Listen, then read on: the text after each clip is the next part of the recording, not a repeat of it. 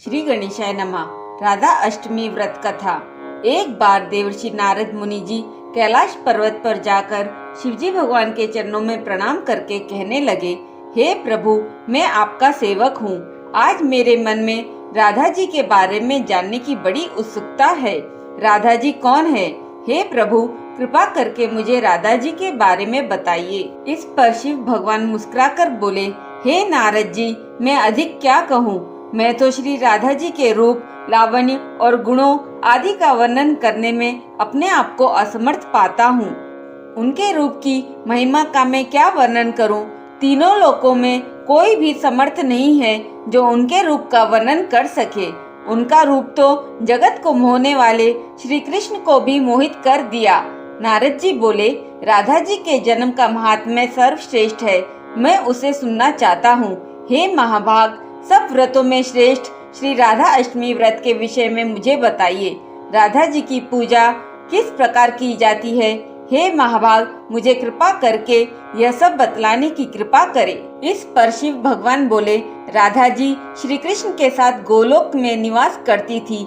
एक बार देवी राधा गोलोक में नहीं थी। उस समय श्री कृष्ण अपनी एक सखी विराजा के साथ गोलोक में विहार कर रहे थे।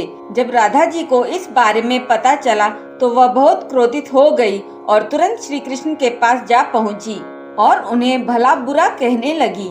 यह देखकर कान्हा के मित्र श्रीदामा को बुरा लगा और उन्होंने राधा को पृथ्वी पर जन्म लेने का श्राप दे दिया। राधा को इस तरह क्रोधित देखकर विराजा वहां से नदी के रूप में चली गई। इस श्राप के बाद राधा ने श्रीदामा को राक्षस कुल में जन्म लेने का श्राप दे दिया।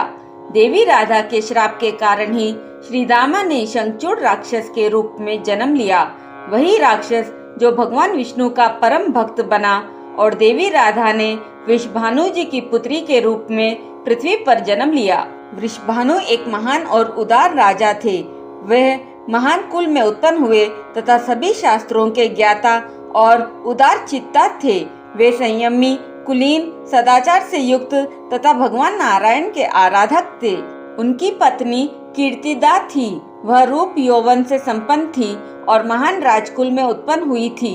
वह महालक्ष्मी के समान परम सुंदर स्त्री थी तथा पतिव्रता नारी थी। राधा जी ने वृषभानु तथा कीर्तिदा की पुत्री के रूप में धरती पर अवतरित हुई, लेकिन राधा वृषभानु जी की पत्नी देवी कीर्ति के गर्भ से नहीं जन्मी। जब श्रीदामा और राधा ने एक दूसरे को श्राप दिया तब श्री कृष्ण ने राधा से कहा कि आपको पृथ्वी पर देवी कीर्ति और वृषभानु जी की पुत्री के रूप में रहना है।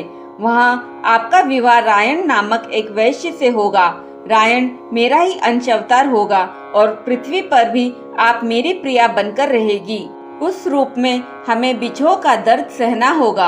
अब आप पृथ्वी पर जन्म लेने की तैयारी करें। सांसारिक दृष्टि में देवी कीर्ति गर्भवती हुई और उन्हें प्रसव भी हुआ, लेकिन देवी कीर्ति के गर्भ में योगमाया की प्रेरणा से वायु का प्रवेश हुआ और उन्होंने वायु को ही जन्म दिया।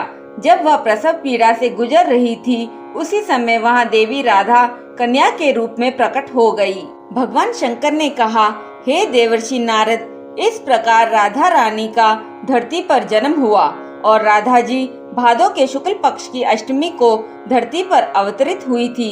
इसलिए इस दिन को राधा अष्टमी के नाम से मनाया जाता है। इस दिन राधा कृष्ण की पूजा की जाती है। पहले राधा जी को पंचामृत से स्नान करवाया जाता है, फिर उनका श्रृंगार करके भोग लगाया जाता है और धूप, दीप, फूल आदि से आरती उतारी जाती है। कृष्ण प्रिया राधा रानी के प्राकट्य दिवस पर व्रत रखने से भगवान कृष्ण भी प्रसन्न होते हैं और मनोवांछित फल प्रदान करते हैं। राधा नाम संसार के सभी दुखों को हरने वाला है।